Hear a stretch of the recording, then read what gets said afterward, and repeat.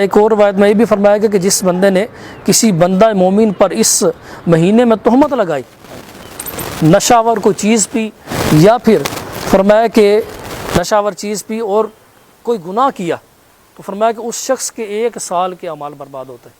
حدیث پاک میں فرمایا گیا کہ نبی پاک صلی اللہ تعالیٰ علیہ وآلہ وسلم ارشاد فرماتے ہیں کہ اگر میری امت جانتی کہ ماہ رمضان میں کیا ہے تو وہ تمنا کرتی کہ کاش پورا سال ہی رمضان ہوتا۔ السلام علیکم ورحمۃ اللہ وبرکاتہ۔ Welcome to leaders are the readers session. آج کے سیشن میں ہماری جو بک ہے وہ فیضان رمضان ہے۔ انشاءاللہ یہ بک ہماری ڈسکشن کا حصہ ہوگی۔ اس بک میں ہم نے کیا پڑھا، کیا لرن کیا، اس کے بارے میں انشاءاللہ بات کریں گے۔ اس سلسلے میں ہوتا یوں ہے کہ ہم 1 ماہ پہلے یہ ڈکلیئر کرتے ہیں کہ انشاءاللہ آئندہ ہمارے سیشن میں کون سی بک ہوگی۔ تو 1 ماہ پہلے آلموسٹ اس کی اناؤنسمنٹ ہو چکی تھی، اور اس بک کو جنہوں نے پڑھا ہے وہ آج ہمارے ساتھ موجود ہیں۔ سجاد مدنی صاحب، انہوں نے ماشاءاللہ اس بک کو کمپلیٹ پڑھ لیا اور آج یہ ہمارے سیشن کا حصہ۔ الحمدللہ مجھے بھی اس بک کو پڑھنے کی سعادت ملی ہے۔ تو رمضان شریف سے پہلے ویسے ہر مسلمان کو رمضان المبارک کے بارے میں دینی معلومات حاصل کر لینی چاہیے، بلکہ کوئی نہ کوئی ایک بک پڑھنی چاہیے۔ بلکہ اگر میں کہوں کہ رمضان المبارک کے موضوع پر یہ ایک نایاب بک ہے اور بڑی ضخیم بک ہے، یعنی ہر اسپیکٹ کا اس بک میں احاطہ کیا گیا ہے۔ جیسے رمضان المبارک کے بارے میں، روزے کیوں فرض کیے گئے، کب فرض کیے گئے، روزوں کا مقصد کیا ہے، آگے تراویح کے بارے میں، تلاوت قرآن پاک کے بارے میں، بلکہ روزوں کے جو شرعی مسائل ہیں ان کے بارے میں بہت زیادہ رہنمائی کی گئی ہے۔ تو مجھے تو یقین کریں بہت مزہ آیا اس بک کو پڑھ کے۔ تو آج جو ہمارے ساتھ شخصیت موجود ہیں ان کی طرف آگے بڑھتے ہیں۔ انہوں نے اس بک کو پڑھا، کیا لرن کیا، وہ کیا کہنا چاہیں گے۔ بسم اللہ الرحمن الرحیم، الصلاۃ والسلام علیک یا رسول اللہ وعلی آلک واصحابک یا حبیب اللہ۔ الحمدللہ، اللہ تبارک و تعالیٰ کا احسان ہے کہ ایک بار پھر ہمیں ایک علمی نشست میں علم دین سیکھنے کا موقع مل رہا ہے۔ فیضان رمضان امیر السنت مولانا الیاس قادری صاحب کی بڑی پیاری ہی کتاب ہے۔ پہلے رمضان المبارک کی فضیلت بیان کی گئی اس میں کہ رمضان کی کتنی فضیلت ہے۔ ایک جنرل سی بات ہے کہ جب بندہ کسی چیز کے فضائل، اس کے فوائد کو پڑھتا ہے، اس کو نالج حاصل ہوتا ہے، تو پھر ہی اس کی طرف اس کا شوق بڑھتا ہے، اس کی رغبت بڑھتی ہے۔ اگر اس کے بارے میں معلومات نہیں ہے، اس کے فوائد کا پتہ نہیں ہے، اس کی اہمیت کا پتہ نہیں ہے، تو پھر بندہ اس کی طرف اٹریکٹ بھی نہیں ہوتا، اس کا شوق بھی نہیں ہوتا اور رغبت بھی نہیں ہوتی۔ تو الحمدللہ اس کا جو پہلا ہی چیپٹر ہے اس میں یہ رمضان کے فضائل بیان کیے گئے، پھر اس کے ساتھ احکام روزہ کو کیسے بیان کرنا ہے، روزہ کو کیسے گزارنا ہے، کس کس انداز سے ہم نے روزہ رکھنا ہے اور کون کون سی چیزوں سے اوائڈ کرنا ہے، اور کن چیزوں سے روزہ ٹوٹ جاتا ہے۔ اور بعض ایسی چیزیں کہ جن سے روزہ نہیں ٹوٹتا لیکن عوام چونکہ نالج نہیں ہوتا۔ اب اس میں بھی ایک پوائنٹ یہ آتا ہے کہ نالج کی کتنی اہمیت ہے، کہ اگر نالج نہیں ہے تو آپ کو کئی چیزوں میں رخصت ہوگی، چھوٹ ہوگی، لیکن آپ اس کو سمجھیں گے کہ مجھ سے یہ نقصان ہو گیا، حالانکہ وہ شرعی طور پر ہمیں رخصت تھی۔ کہ کئی ایسے مسئلے ہیں کہ جس میں بندے کا روزہ نہیں ٹوٹتا، مثال کے طور پر انجیکشن لگوانے سے یا ایکسیڈنٹ ہو گیا، خون نکل گیا، تو اب اس سے روزہ نہیں ٹوٹے گا۔ تو اب کیا ہوتا ہے کہ ہم چونکہ نالج نہیں ہوتا تو اب ہم کیا کہتے ہیں کہ ہمارا روزہ ٹوٹ گیا، اب وہ روزہ نہیں ٹوٹا تو ہم نے اس کو توڑ دیا۔ اب اس میں بھی ہمارے ساتھ کیا صورتحال پیش آئے گی؟ یعنی کہ وہ غلط فہمی کی وجہ سے اس نے روزہ توڑ لیا، جی، جبکہ وہاں یعنی اس موقع پہ توڑنا بنتا نہیں تھا۔ تو اب کیا حکم ہوگا پھر؟ اب اس کے لیے یہ ہے کہ مطلب کفارہ تو نہیں ہوگا، کیونکہ جان بوجھ کر اگر روزہ توڑے گا تو پھر اس پہ کفارہ ہوگا۔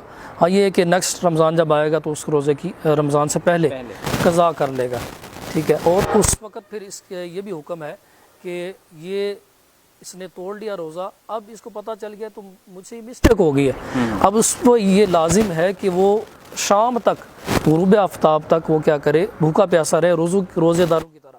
اب یہ نہیں کہ اس کو آزادی ملے گی کہ روزہ میرا توڑ لیا تو کھاتا ہی جائے۔ ہاں کھاتا ہی جائے، ایسا نہیں ہے۔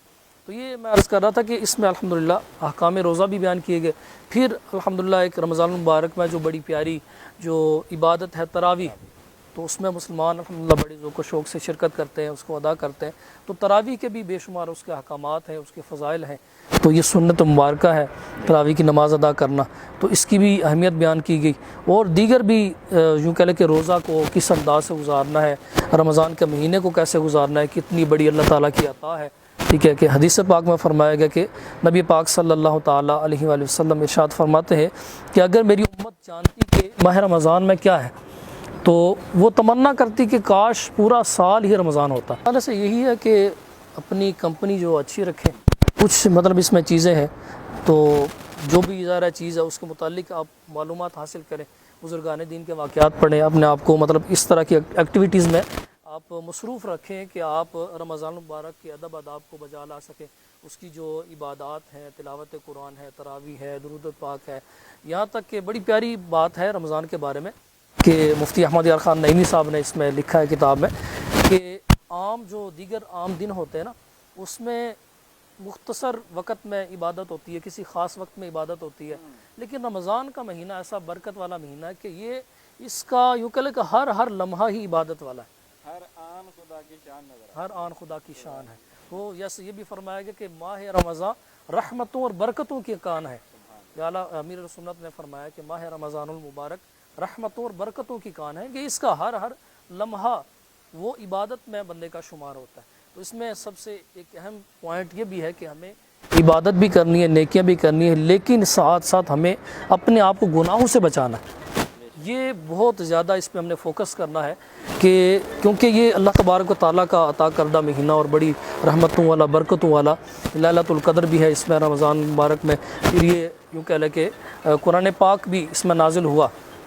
تو اب اس میں ہمیں اپنے آپ کو گناہوں سے بچانا ہے کہ اس حوالے سے میں نے روایت پڑھی تھی کہ نبی پاک صلی اللہ تعالیٰ علیہ وآلہ وسلم نے ارشاد فرمایا کہ جس بندے نے ماہ رمضان میں شراب پی یا زنا کیا تو وہ اسی حالت میں مر گیا، تو فرمایا کہ رمضان آنے سے پہلے اسی حالت میں مر گیا، تو فرمایا کہ اس کے پاس کوئی ایسی نیکی نہیں ہوگی کہ وہ اپنے آپ کو جہنم سے بچا سکے۔ اللہ۔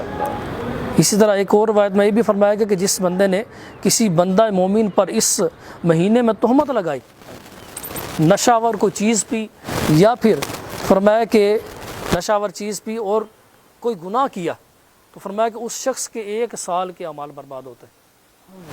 تو چونکہ اس مہینے میں عبادات کا، نیکیوں کا ثواب، اجر بڑھا دیا جاتا ہے، تو اس کے ساتھ ساتھ ہمیں گناہوں کی طرف بھی توجہ کرنی ہے کہ اس سے ہمیں بچنا ہے، کہ گناہوں والا معاملہ بھی اگر اس میں نیکیوں کا اجر بڑھ گیا تو گناہ کریں گے تو اس کا بھی معاذ اللہ وہ جو بدلہ ہوگا وہ زیادہ ملے گا، تو لہٰذا ہمیں اس کی جو سزا ہوگی اس کی زیادہ ملے گی، تو لہٰذا اس کا عبادت میں بھی ہمیں اپنے آپ کو گزارنا ہے۔ ساتھ ساتھ جو ہے گناہ والے معاملات ہیں، فضولیات ہیں، ان سے ہمیں بچنا ہے اور دوسروں کو بچانا ہے۔